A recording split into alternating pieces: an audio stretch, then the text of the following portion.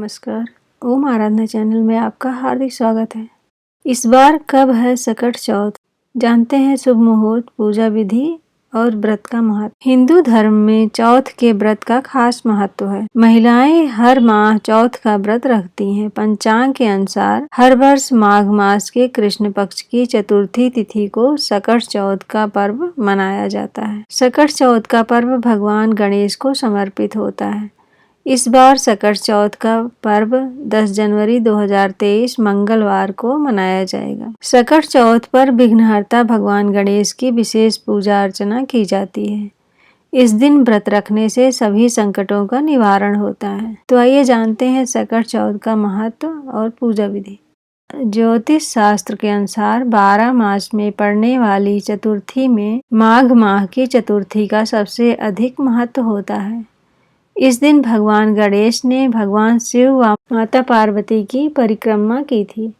महिलाएं सकट चौथ का उपवास रखकर अपने सुखी वैवाहिक जीवन की कामना करती हैं। साथ में संतान की दीर्घायु के लिए प्रार्थना करती हैं। सकट चौथ पर गणेश जी के साथ माता सकट की भी पूजा की जाती है। सकट चौथ का व्रत रखने से भगवान श्री गणेश प्रसन्न होकर सभी संकटों से रक्षा करते हैं। माघ माह के कृष्ण पक्ष की चतुर्थी तिथि 10 जनवरी 2023 को दोपहर 12:09 पर प्रारंभ होगी, जो 11 जनवरी 2023 दोपहर 2:31 पर समाप्त होगी। ऐसे में उदया तिथि के अनुसार सकट चौथ 2023 का व्रत 10 जनवरी मंगलवार को रखा जाएगा। इस दिन चंद्रोदय का समय रात्रि 8:41 पर रहेगा। भगवान गणेश को उनकी प्रिय वस्तुएं जैसे पुष्प, दूर्वा, मोदक आदि अर्पित करें। श्री गणेश के मंत्र वक्रतुंड महाकाय,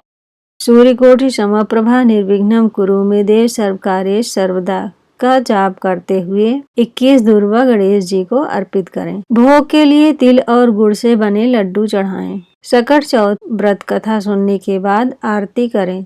रात्रि में चंद्रमा को अर्घ्य देकर सकट चौथ व्रत संपन्न करें। अब सुनते हैं सकट चौथ व्रत की पौराणिक कथाएं। इस दिन शाम को भगवान गणेश का पूजन करने के बाद व्रत कथा को सुना या पढ़ा जाता है। धार्मिक मान्यताओं के अनुसार सकट चौथ का व्रत बिना व्रत कथा के अधूरा माना जाता है। इस व्रत को लेकर कई कहानियां प्रचलित हैं, जिसमें बुढ़िया माई की कहानी, भगवान श्री गणेश से जुड़ी कथा और माता पार्वती व भगवान शंकर से जुड़ी कहानियां सुनी जाती हैं। एक बार माता पार्वती स्नान करने गईं। स्नान घर के बाहर उन्होंने अपने पुत्र गणेश जी को वहां खड़ा कर दिया और उन्हें रखवाली का आदेश देते हुए कहा कि जब तक मैं स्नान कर बाहर ना आ जाऊं, किसी को भीतर आने की इजाजत मत देना। गणेश जी अपनी मां की बात मानते हुए बाहर पहरा देने लगे। उसी समय भगवान शिव माता पार्वती से मिलने आए, लेकिन गणेश भगवान ने उन्हें दरवाजे पर ही कुछ देर रुकने के लिए कहा। भगवान शिव ने इस बात से बेहद आहत और अपमानित महसूस किया। गुस्से में उन्होंने गणेश भगवान पर त्रिशूल का वार किया, जिससे उनकी गर्दन दूर जा गिरी। स्नान घर के बाहर शोरगुल सुनकर जब माता पार्वती बाहर आईं, तो देखा कि गणेश जी की गर्दन कटी हुई है। ये देखकर वो रोने लगीं और उन्होंने शिव जी से कहा कि गणेश जी के प्राण फिर से वापस कर दें। इस पर शिव जी ने एक हाथी का सिर लेकर गणेश जी को लगा दिया। इस तरह से गणेश भगवान को दूसरा जीवन मिला। तभी से गणेश जी की हाथी की तरह सूंड होने लगी और तभी से महिलाएं अपने बच्चों की सलामती के लिए माघ माह के कृष्ण पक्ष की चतुर्थी को गणेश चतुर्थी का व्रत करने लगी। अब सुनते हैं एक कुम्हार की कहानी। किसी नगर में एक कुम्हार रहता था। एक बार जब उसने बर्तन बनाकर आंवा लगाया तो आंवा नहीं पका। परेशान होकर वह राजा के पास गया और बोला कि महाराज, न जाने क्या कारण है कि आंवा पक ही नहीं रहा है। राजा ने राज पंडित को बुलाकर कारण पूछा।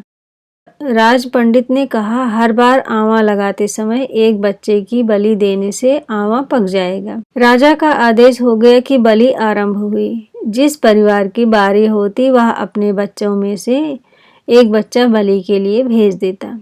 इस तरह कुछ दिनों बाद एक बुढ़िया माई के लड़के की बारी आई। बुढ़िया माई के एक ही बेटा था तथा उसके जीवन का सहारा था, पर राजा की आज्ञा कुछ नहीं देखती। दुखी बुढ़िया माई सोचने लगी, मेरा एक ही बेटा है, वह भी संकट के दिन मुझसे जुदा हो जाएगा। तभी उसको एक उपाय सूझा। उसने लड़के को सकट की सुपारी तथा दूब का बीड़ा देकर कहा, भगवान का नाम लेकर आवा में बैठ जाना, सकट माता तेरी रक्षा करेंगी। सकट के दिन बालक आवा में बिठा दिया गया और बुढ़िया सकट माता के सामने बैठकर पूजा प्रार्थना करने लगी। पहले तो आवा पकने में कई दिन लग जाते थे, पर इस बार सकट माता की कृपा से एक ही रात में आवा पक गया। सवेरे कुम्हार ने देखा तो हैरान रह गया। आवा पक गया था और बुढ़िया माई का बेटा जीवित व सुरक्षित था। सकट माता की कृपा से नगर के अन्य बालक भी जी उठे। यह देख नगरवासियों ने माता सकट की महिमा स्वीकार की। तब से आज तक सकट माता की पूजा और व्रत का विधान चला आ रहा है। अब सुनते हैं बुढ़िया माई की कहानी। एक बुढ़िया माई थी, वह बहुत ही गरीब और दृष्टिहीन थी। उसके एक बेटा और बहू थे। वह बुढ़िया माई सदैव गणेश जी की पूजा किया करती थी। एक दिन गणेश जी प्रकट होकर उस बुढ़िया से बोले, बुढ़िया माँ तू जो चाहे मांग ले। बुढ़िया माई बोली, मुझसे तो मांगना ही नहीं आता, कैसे और क्या मांगूं। तब गणेश जी बोले, अपने बेटे बहू से पूछकर मांग ले। तब बुढ़िया माई ने अपने बेटे से कहा, गणेश जी कहते हैं तू कुछ मांग ले, बता मैं क्या मांगू। पुत्र ने कहा, माँ तू धन मांग ले। बहू से पूछा तो बहू ने कहा, नाती पोते मांग ले। तब बुढ़िया माई ने सोचा कि ये तो अपने अपने मतलब की बात कह रहे हैं। अतः उस बुढ़िया माई ने पड़ोसिनों से पूछा तो उन्होंने कहा कि बुढ़िया माई तो थोड़े दिन जिएगी, क्यों तू धन मांगेगी और क्यों नाती पोते मांगे। तू तो अपनी आंखों की रोशनी मांग ले, जिससे तेरी जिंदगी आराम से कट जाए।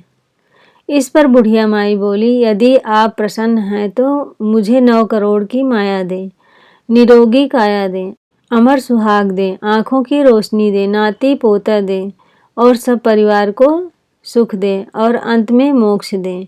यह सुनकर तब गणेश जी बोले, बुढ़िया माई तुमने तो मुझे ठग लिया, फिर भी जो तूने मांगा वह वचन के अनुसार सब तुझे मिलेगा।